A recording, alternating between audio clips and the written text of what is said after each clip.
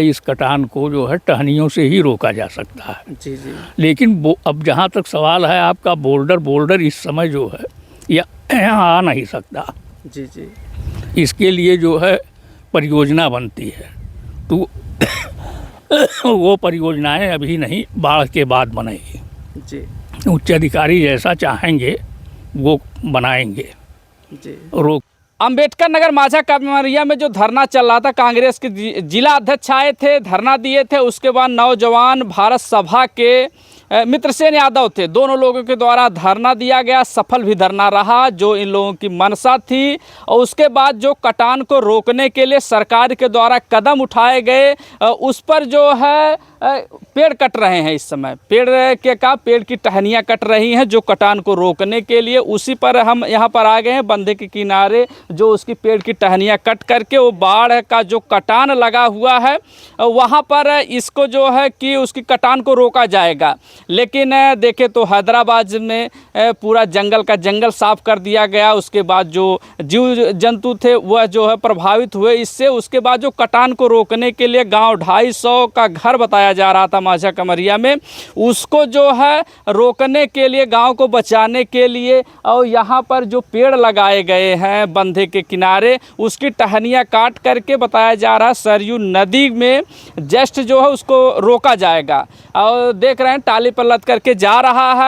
आजमगढ़ में योगी जी आए थे, उनके द्वारा पूरे यूपी में बताया गया कि 37 करोड़ पेड़ लगाए जाएंगे। और उसके बाद वहाँ पर वृक्षारोपण भी हुआ, उनके द्वारा भाषण भी दिया गया कि जो पेड़ लगाए जाएंगे, एक पेड़ माँ के नाम, वहाँ की जनता ने बताया, उनके द्वारा भाषण भी दिया गया आजमगढ़ में। उसके बाद सवाल ये बनता है कि हैदराबाद में जो ये जंगल काटे गए और जीव जंतु जो उससे प्रभावित हुए, इससे पर्यावरण पर कितना प्रभाव पड़ा आप लोग देखें। इस समय गर्मी इतना ज़्यादा हो रही है, जंगल अगर इसी प्रकार से काटे जाएंगे, और या जो है कि ये जो टहनियाँ पेड़ की हैं, घाघरा नदी या सरयू नदी जो है उसको रोकने के लिए पर्यावरण कितना प्रभावित होगा, इस पर प्रश्न चिन्ह खड़ा किया जा सकता है। लेकिन एक तरफ सरकार यह कह रही है कि हम लोग जंगलों को ज़्यादा से ज़्यादा पेड़ लगाएं, लेकिन एक तरफ उसकी टहनियाँ काट करके वहाँ सरयू नदी में उसको समाहित किया जा रहा है। इन लोगों का क्या दोष है? तो एसडीएम साहब बता रहे हैं कि इन लोगों के द्वारा बताए गए एसडीएम साहब इसको आदेश किए हैं, आलापुर के जो एसडीएम साहब हैं वो आदेश किए हैं कि आप लोग इस टहनी को काट करके उसके बाद उसमें जो है समाहित करें, उसको बाढ़ का जो पानी है उसको रोका जा सके। लेकिन पर्यावरण कितना प्रभावित हो रहा है, ये चिंता का विषय, इस पर अमल करनी चाहिए। पेड़ जो सरकार के द्वारा जो मुहिम चलाई जा रही है उसको जो है कि मनसानुरूप काम हो रहा है कि नहीं हो रहा है, पर्यावरण के लिए काम होना चाहिए। और लेकिन इन लोगों का क्या दोष है? आदेश जो आया है उसको ये लोग काम कर रहे हैं। चलिए जहाँ पर ये लोग डाल रहे हैं उसको भी आप लोगों को दिखाएंगे कि ये जो पेड़ की टहनियाँ कट रही हैं वहाँ पर काम किया जाएगा। तो नदी के किनारे आ गए हैं जहाँ पर कटान लगा था। उसके बाद यहाँ पर अस्थायी रूप से जो कटान को रोकने के लिए पेड़ की टहनियाँ काटी गई है, वो जो है रस्सी लगा करके पेड़ की टहनियाँ बांधी गई है। आप फोटो में और वीडियो में देख रहे हैं कि किस प्रकार से एक बड़ा सा खूंटा गाड़ा गया है, उसके बाद इसमें से रस्सी लगाई गई है और जो पेड़ की टहनियाँ हैं उसको इसमें बहुत मजबूती से बांधा गया है। और बता दें आपको तो जो गढ़वल से एक पुल निकला है, वह पुल का पानी बताया जा रहा है कि यही माझा में आकर के उसको मिलाया गया है, वहाँ से इसकी कटान लगी हुई है। और ये जो कटान को रोकने के लिए पेड़ की टहनियाँ इस खूंटे और रस्सी के सहारे बांधी गई है। उसके बाद आजमगढ़ का बॉर्डर है, यहाँ से लगभग 1 किलोमीटर बाद आजमगढ़ का बॉर्डर शुरू हो जाता, वहाँ तक ये अंबेडकर नगर माझा कमरिया में काम होगा। यहाँ पर कटान लगी हुई थी, आप लोगों ने वीडियो देखा।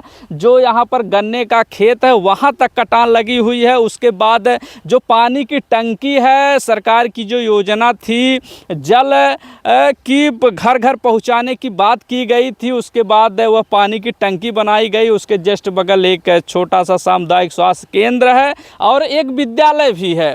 और यहाँ तक कि सूत्रों के माने तो यह भी यहाँ पर अलर्ट होने वाला है कि अगर यहाँ के जो आबादी है और जो बंधा 1 किलोमीटर दूरी पर है, ये इन लोगों को एक गाइडलाइन भी आगे कि जो ये लोगों की आबादी, जो घर बना है, जो मकान है, उसको ये लोग बंधे से उधर चले जाएं। अभी तो नोटिस चस्पा नहीं हुई है, लेकिन आगे ऐसा सुनने में आ रहा है, हो भी सकता है, क्योंकि बाढ़ के लिए अगर ये लोग किनारे रहेंगे तो डूब सकते हैं। और वहाँ पर देखें तो कुछ लोग काम कर रहे थे, और हमारे साथ बातचीत करने के लिए सुपरवाइज़र हैं। चलिए, जो ये काम हो रहा है, कटान रोकने के लिए जो काम हो रहा है, उनसे बात कर लें। सर, आपका थोड़ा परिचय हम लेंगे। हम गंगाराम मौर्य, सुपरवाइजर बाढ़ कारखंड अयोध्या।